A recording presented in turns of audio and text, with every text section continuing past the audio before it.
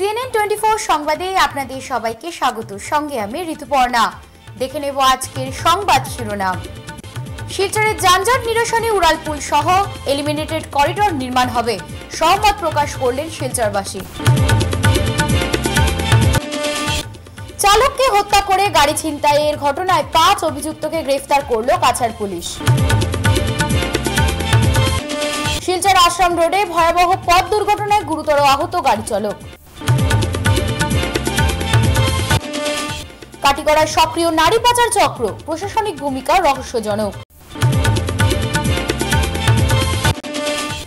আজ থেকে শুরু হলো উচ্চ মাধ্যমিক চূড়ান্ত বর্ষের পরীক্ষা, তৎপর জেলা প্রশাসন। এবার সংবাদ বিস্তারিত।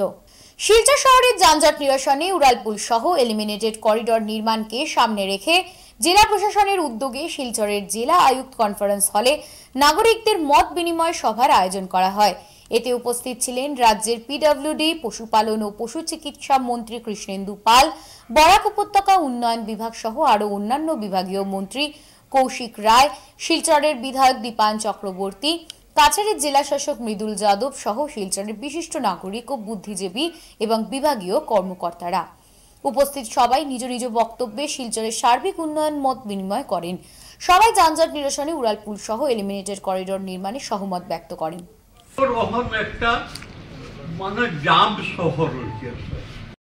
মেইন শহরের মেডিকেল কলেজ টু আমার মনে একটা করলে ভালো হয়। আপনারা যদি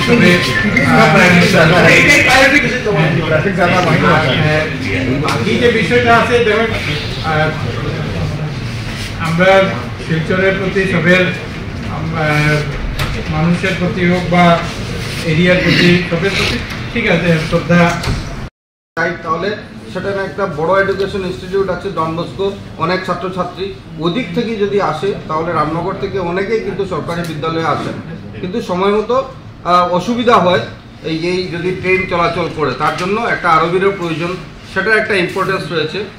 আর ক্যাপিটাল পয়েন্ট থেকে শুরু করে আমরা যে আরেকটা ফ্লাইওভারের স্বপ্ন দেখছি, যেটা এই ফ্লাইওভার মূলত শহরের ভিতরের যে ক্রাউডটা, এই ক্রাউডটা কিন্তু গুটো বোরাকভ্যালির ক্রাউডটা এখানে আসে, তার জন্য এটাও অত্যন্ত গুরুত্বপূর্ণ যে এই ক্রাউডটাকে কেমনে কী করে আমরা ডাইভার্ট করে একটা ট্রাফিক কনজেশন ফ্রি শহর গড়ে তুলতে পারি।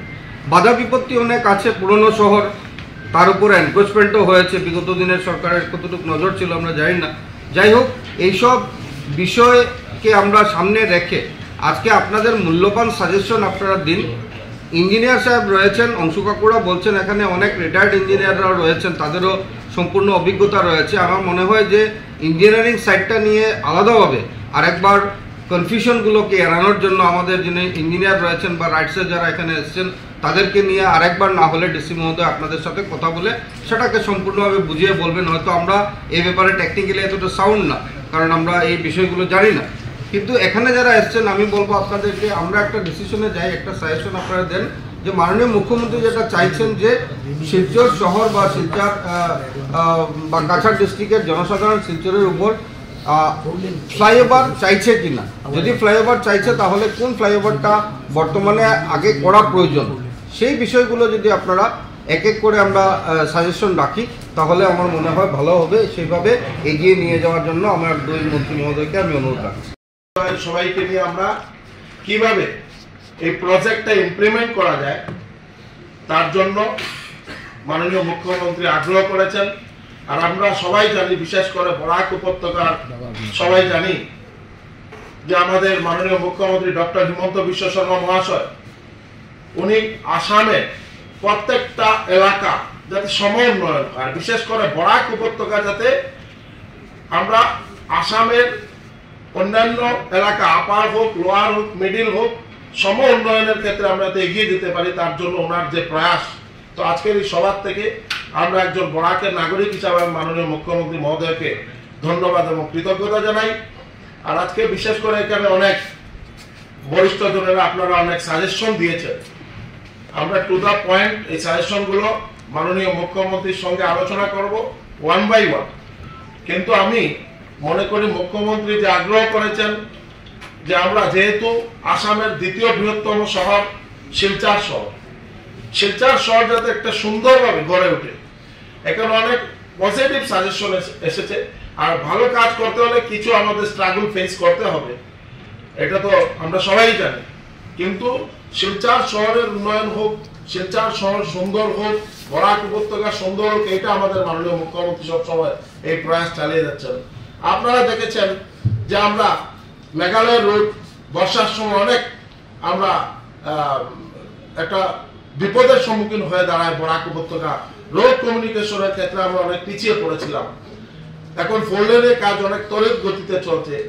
আবার একটা express highway, high speed highway, এটা মাননীয় মুখ্যমন্ত্রী আমাদের government of India road communication minister Nitin Gadkari ji মহোদয়ের সঙ্গে আলোচনা করে এটাও স্যাংশনের পথে, এবং খুব শীঘ্রই এটা স্যাংশন আসবে।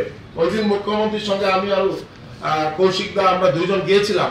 ওই আলোচনা ক্রমে মুখ্যমন্ত্রী বলেছেন যে ওইটাও স্যাংশন হয়ে গেছে ভাবো।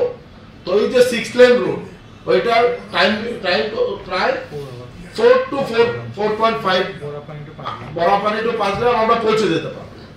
এই যে চেষ্টা, মানে বরাক উপত্যকার উন্নয়ন। তো আজকে আমি পলিটিক্যাল কথা বলতে চাই না, আমি শুধু এই কথাই বলবো, আপনাদের সবার সহযোগিতায়, আপনাদের সবার আশীর্বাদে যাতে এই প্রজেক্টটা সাকসেসফুল হয়।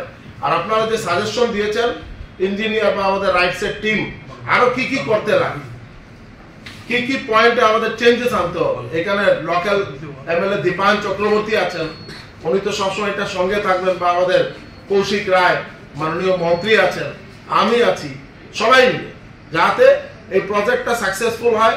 আর খুব শীঘ্রই মাননীয় মুখ্যমন্ত্রী মহোদয় আসবেন, কোন ফেজ আগে হবে এটা আপনারা আজকে সিদ্ধান্ত করুন।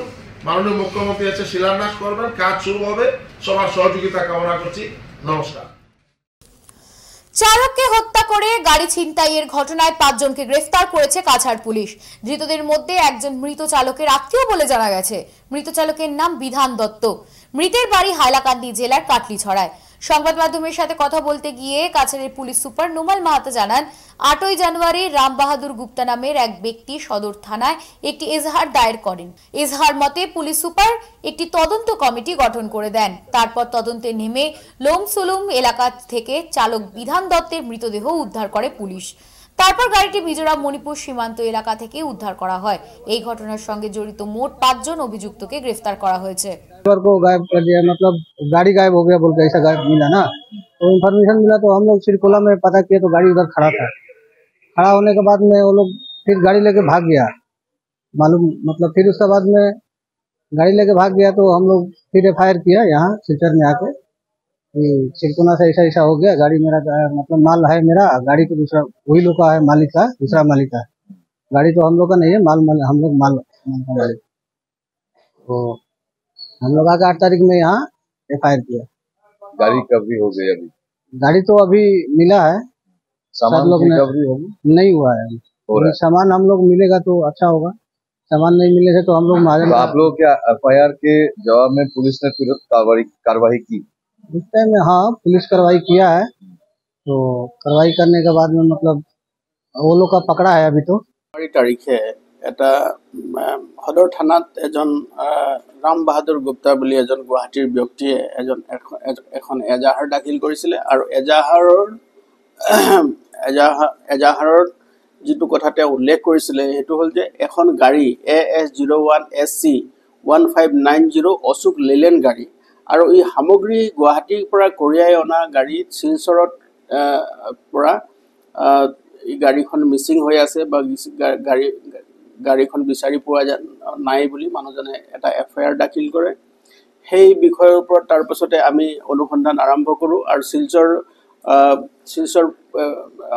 সদৰ থানাত আমি এটা বিশেষ মোকৰ্দমা এই সংক্ৰান্তত ৰুজু কৰা হয়, আৰু মোকৰ্দমাটো ৰুজু কৰি 28/25 কেছ নাম্বাৰ, এই কেছটো মোকৰ্দমা ৰুজু কৰা হয়, আৰু এই বিষয়ে আমি অনুসন্ধান চলাই যাওঁ। আৰু অনুসন্ধান কৰাত যেতিয়া আমি গাড়ীখনৰ বিচাৰি পোৱা নাই, তাৰপিছত যিজন ব্যক্তি ড্ৰাইভাৰ যিজনে তেওঁৰো আমি সংসূত্ৰ পোৱা নাই, গতিকে আমি এই বিশেষ যি ঘটনা সংঘটিত হ'ল সেই ঘটনাটো যাতে ভাল ধৰণে আমি যাতে ইনভেষ্টিগেশ্যন কৰিব পাৰোঁ তাৰ কাৰণে এটা SIT এটা স্পেচিয়েল ইনভেষ্টিগেশ্যন টিম গঠন কৰি দিছিলোঁ। এডিশ্যনেল SP ক্ৰাইম ৰজত কুমাৰৰ নেতৃত্বত আমি এটা SIT গঠন কৰি দিছিলোঁ আৰু প্ৰতিদিনে ইয়াৰ এটা যি আমি ফলাফল লাভ কৰিছোঁ তাৰ সংক্ৰান্তে আমি মনিটৰ কৰিছিলোঁ আৰু যোৱাকালি আমি গোটেই ঘটনাটো আমি সম্পূৰ্ণৰূপে গোটেই ঘটনাটো আমি ফাদিল কৰিবলৈ সক্ষম হ'লোঁ আৰু গোটেই ঘটনাটোৰ অৰ্থটো হ'ল এইটো যে সেই যিখন বিশেষ লিলেন গাড়ী বগা ৰঙৰ লিলেন গাড়ী গুৱাহাটীৰ পৰা সামগ্ৰী কঢ়িয়াই আনিছিলে এই সামগ্ৰীৰ ভিতৰত আছিলে তেল আছিলে সয়াবিন আছিলে আৰু মাছৰ খাদ্য এইবিলাক সামগ্ৰী কঢ়িয়াই আনিছিলে আৰু কঢ়িয়াই আনি থাকোঁতে যিজন ড্ৰাইভাৰ আছিলে তেওঁৰ নাম আছিলে বিধান দত্ত তেখেতৰ ঘৰ হাইলাকান্দিৰ কাটলিচাৰাত গতিকে তেওঁ কঢ়িয়াই আনোতে তেওঁৰ এজন সম্বন্ধীয় লোক তেওঁৰ নাম হ'ল অমল পাল তেখেতৰ খুলখালী তেখেতে লগত আহিছিলে আৰু তেখেত আহোঁতে এই মানুহজনক মেঘালয়ৰ লুংচুলুং থানাৰ অন্তৰ্গত এটা টোল ব্ৰিজ আছে সেই টোল ব্ৰিজ অঞ্চলতে সেই মানুহজনক তেওঁলোকে ড্ৰাইভাৰজনক হত্যা কৰে আৰু হত্যা কৰি সেই গাড়ীখন তেওঁৰ লগত সম্পৰ্ক থকা আৰু দুজনমান ব্যক্তিক মাতি লৈ অমল পালে সেই গাড়ীখন তাৰ পৰা শিলচৰলৈ লৈ আহে আৰু শিলচৰত আহি মালুগ্ৰাম অঞ্চলত এটা দোকানত গোটেই সামগ্ৰীখিনি বিক্ৰী কৰি দিয়ে আৰু সামগ্ৰীখিনি বিক্ৰী কৰাৰ পাছত গাড়ীখন তেওঁ মেঘালয়ত তেওঁ মিজোৰামৰ এটা বিশেষ চক্ৰৰ হাতত বিক্ৰী কৰিবৰ কাৰণে তেওঁলোকে গাড়ীখন পঠাই দিয়ে গতিকে গোটেই বিষয়টো আমি অনুসন্ধান কৰোঁ অনুসন্ধান কালত মেঘালয় আৰক্ষীয়ে মেঘালয় ইষ্ট জয়ন্তীয়া হিলছৰ মাননীয় SP মহোদয়ৰ লগত মই যোগাযোগ কৰা যোৱা পৰহি আমাৰ এটা বিশেষ টিম মেঘালয়লৈ যায় তাৰ পাছত এই তাৰ পাহাৰৰ মাজতে এই মানুহজনৰ যিজন ভিকটিম আছে বিধান দত্তৰ মৃতদেহ আমি উদ্ধাৰ কৰিবলৈ সক্ষম হ'লোঁ আৰু উদ্ধাৰ কৰাৰ পিছত বাকী যি যাৱতীয় ব্যৱস্থা সেইখিনি মেঘালয়ত কৰি তেওঁৰ ইতিমধ্যে তেওঁৰ শৰীৰ ইয়ালৈ লৈ অহা হৈছে আৰু তাৰ লগতে সম্পৰ্ক থকা গোটেই কেইজন যিকেইটা মানুহ ইয়াৰ লগত সম্পৰ্কিত হৈ আছে এই ঘটনাটোৰ লগত গোটেই কেইজন ব্যক্তিক আমি এৰেষ্ট কৰিবলৈ সক্ষম হৈছোঁ। তেওঁৰ এজন নাম হ'ল বক্তিয়াৰ হুছেইন লস্কৰ তেওঁৰ ঘৰ হ'ল কচুদৰমত তেওঁ সেই গাড়ীখন নি মিজোৰামত তেওঁ বিক্ৰী কৰিছিলে আৰু দ্বিতীয়জন ব্যক্তি হ'ল সঞ্জীৱ আহমেদ লস্কৰ তেওঁৰ ঘৰ কচুদৰমত তেওঁ এই ঘটনাটোৰ সৈতে জড়িত হৈ আছে আৰু 3 নম্বৰ ব্যক্তি হ'ল দিলৱাৰ হুছেইন লস্কৰ তেওঁকো আমি ইতিমধ্যে এৰেষ্ট কৰিবলৈ সক্ষম হৈছোঁ আৰু চতুৰ্থজন ব্যক্তি যিজন আমাৰ হত্যাকাৰী অমল পালৰ সহযোগী আছিলে চাহৰুল ইছলাম লস্কৰ তেওঁৰ ঘৰ হাইলাকান্দিৰ লালা অঞ্চলত তেওঁকো আমি ইতিমধ্যে তেওঁক গ্ৰেপ্তাৰ কৰিবলৈ আমি সক্ষম হৈছোঁ আৰু ইতিমধ্যে SIT যিটো স্পেচিয়েল ইনভেষ্টিগেশ্যন টিম আছিলে এই সংক্ৰান্তত যি আমাৰ অনুসন্ধান আছিলে প্ৰায় আমি সম্পূৰ্ণ কৰিছোঁ আৰু বাকী যিসকল লোক ইয়াৰ লগত আৰু জড়িত হৈ থাকিব পাৰে বুলি আমি সন্দেহ কৰিছোঁ তেওঁলোকৰো আমি অনুসন্ধান আৰু তাৰ লগতে টেকনিক্যাল যি এনালাইচিছ আছে তাৰ ফলত আমি আৰু যদি কাৰোবাৰ লগত সম্পৰ্কিত আছে সেইখিনি আমি অনুসন্ধান চলাই আছোঁ আৰু 2 দিনৰ পাছতে আমি সেই গোটেই ঘটনাটো আমি চূড়ান্ত প্ৰতিবেদন অনাৰেবল আদালতত আমি দাখিল কৰিবলৈ আমি সক্ষম হম। শিলচর আশ্রম রোডে ভয়াবহ পথ দুর্ঘটনা সংঘটিত হয় ঘটনায় গুরুতর আহত গাড়ি চালক ঘটনার বিবরণে জানা যায় বৃহস্পতিবার সাত সকালে সামগ্রী বোঝাই নিয়ে একটি মিনি ট্রাক গাড়ি নিয়ন্ত্রণ হারিয়ে আশ্রম রোড রাস্তার পাশে থাকা একটি নালায় ছিটকে পড়ে যায় এতে গুরুতর আহত হয় গাড়ি চালক সঙ্গে সঙ্গে স্থানীয়রা ঘটনাটি দেখে চালককে গাড়ি থেকে উদ্ধার করে চিকিৎসার জন্য হাসপাতালে প্রেরণ করে এদিকে ঘটনার খবর পেয়ে ঘটনাস্থলে ছুটে আসে ট্রাফিক বিভাগ।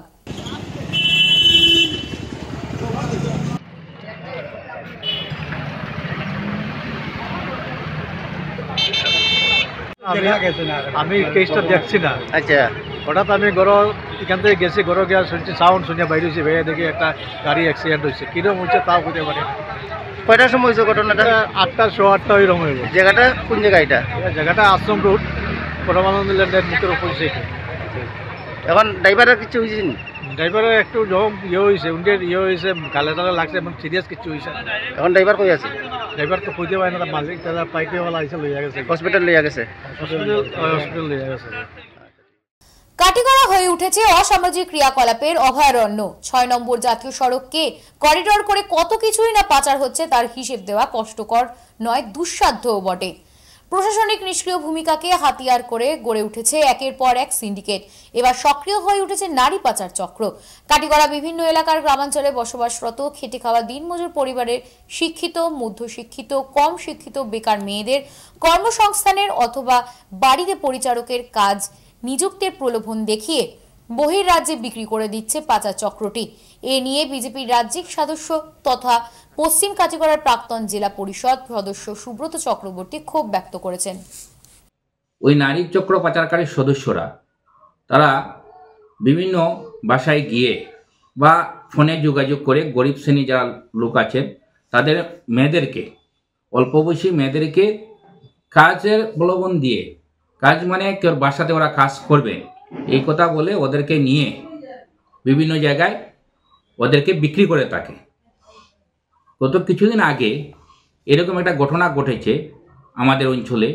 একটি মেয়েকে এরকম নিয়ে পাচার করার সময় শুধু অন্য রাজ্য থেকে ও পালিয়ে এসেছে। পালিয়ে আসার পর সেগুলা খুলাস হয়েছে। তো আমরা সেই ব্যাপারে খুব উদ্বিগ্ন, কারণ এইরকম যদি চলতে থাকে তাহলে আমাদের কাটিগড়া বিশেষ করে অঞ্চলে বা বিভিন্ন এলাকায় সেই নারী চক্র পাচারকারীরা এরকম আরও ঘটনা ঘটবে। তাই আমি আপনাদের মাধ্যমে প্রশাসনের কাছে অনুরোধ রাখব যে এই নারী পাচার চক্রে যারা জড়িত রয়েছে, আমি আমার জানা মতো আমি বলতে পারি কালাইনের রূপা দাস এবং ওর মা শিপ্রা নাম, সে কালাইন একটি চায়ের দোকানের সম্ভবত মালিক। তো ওরা এবং আমাদের বাটুলমারার গঙ্গাগঞ্জ এরকম কিছু নাম আমাদের কাছে এসেছে। তো আমি প্রশাসনের কাছে অনুরোধ রাখবো এদেরকে যদি তুলে এনে আইনের আওতায় এনে তদন্ত করা হয় তাহলে এই যে নারী চক্র পাচারকারী তাদের আসল রহস্যটা বের হয়ে যাবে, আর তখন আমরা এই থেকে আমরা এলাকা মুক্ত হবে।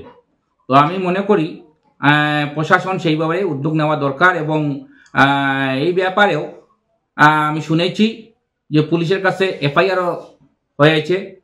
তো সেই এফআইআর সূত্র ধরে যদি এই যে আমি যাদের নাম বললাম তাদেরকে যদি আইনের আওতায় এনে তদন্ত করা হয় তাহলে সেই নারী চক্র পাচারকারী কে বা কারা জড়িত সেগুলা বের হয়ে আসে। বৃহস্পতিবার থেকে উচ্চ মাধ্যমিক চূড়ান্ত বর্ষের পরীক্ষা শুরু হয়েছে। উচ্চ মাধ্যমিক পরীক্ষা নির্বিঘ্নে সম্পন্ন করতে শ্রীভূমি জেলা প্রশাসন তৎপর। এর জন্য সর্বধরনের সতর্কতামূলক ব্যবস্থা গ্রহণ করা হয়েছে।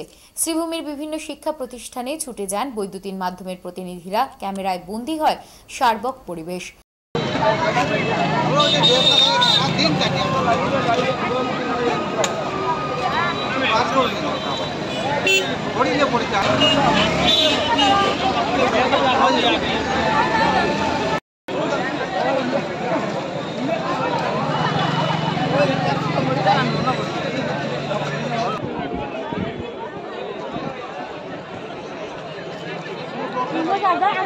সরকার উচ্চ মাধ্যমিক বিদ্যালয়ের অধ্যক্ষ নিজের অভিপ্রায় তুলে ধরেন মিডিয়ার সামনে।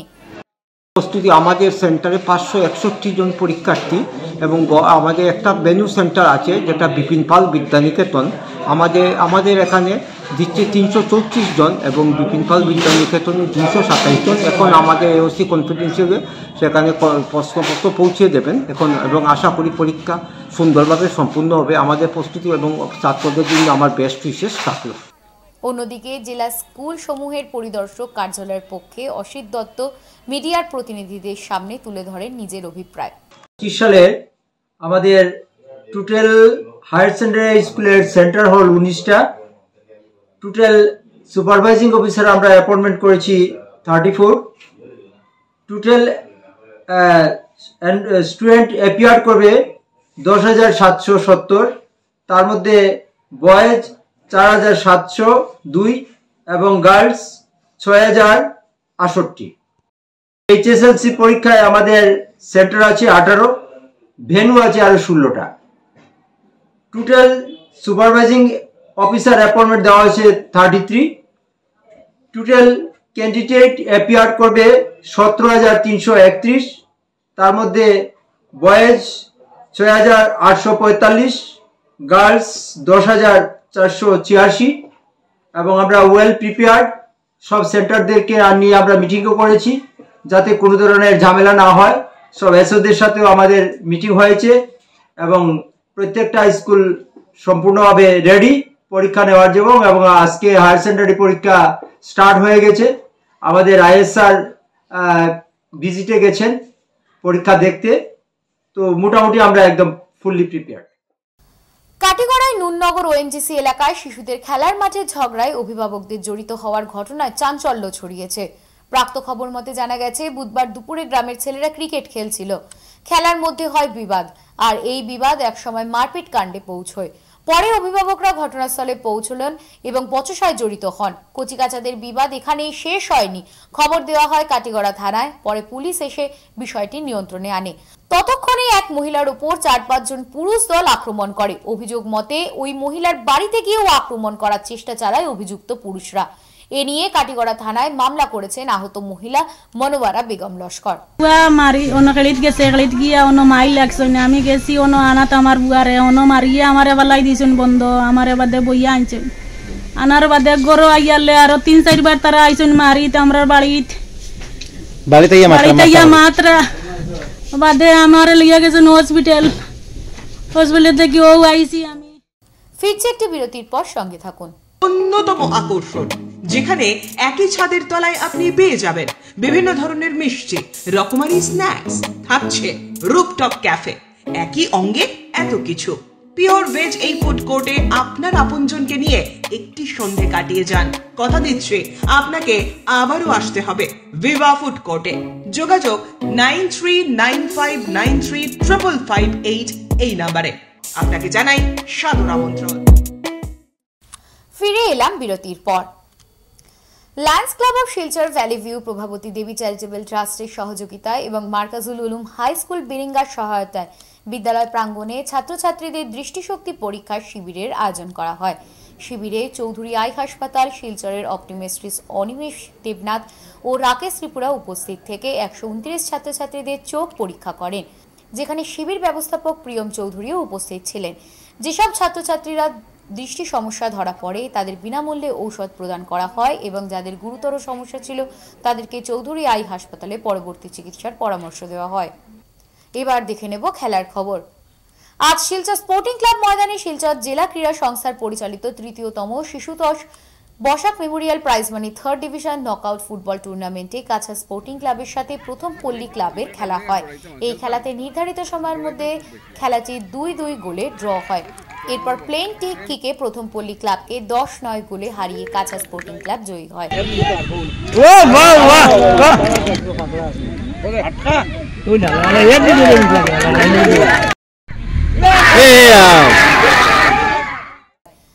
আজ শিলচর এসএম দেব স্টেডিয়ামে শিলচর জেলা ক্রীড়া সংস্থার পরিচালিত fixture for prize money Sushil Chowdhury এবং Mira Chowdhury memorial 1st division cricket league cum knockout টুর্নামেন্টে ক্লাব ওএসএস এর সাথে মালুগ্রাম ক্লাবের খেলা হয়। এই খেলাতে মালুগ্রাম ক্লাবকে 85 রানে হারিয়ে ক্লাব ওএসএস জয়ী হয়।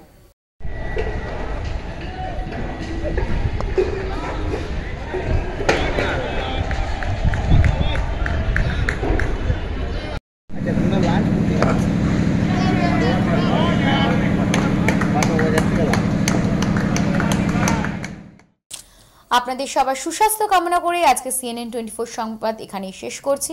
নমস্কার।